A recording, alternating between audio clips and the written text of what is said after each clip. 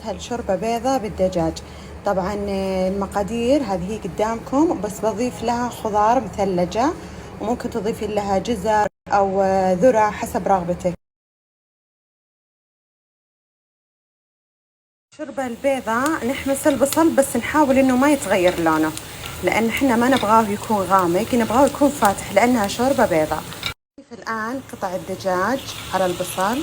نضيف الآن الملح والبهارات البيضاء وثوم مطحون وبصل مطحون، أي شيء عندك أبيض، حتى الفلفل الأبيض بضيفه على الدجاج. خضار مثلجة أو أي نوع عندك خضار، سواء جزر أو بازلة أو ذرة، ضيفيها على الدجاج. أنا عندي ملعقتين شوفان، الشوفان العادي طحنته، لازم يكون مطحون حتى أنا أبغاها تكون شوربة ناعمة. ملعقتين دقيق أبيض أضيفهم كلهم على الدجاج. الحين بخليها على النار وبستمر بالتقليب كل 10 دقايق أقلبها لحد ما تثقل معي الشوربة. خلصت شوربتنا تقريبا ب20 دقيقة. شوفوا ما شاء الله شلون قوامها ولذيذة جدا. بنزل لكم طريقتها تجربونها.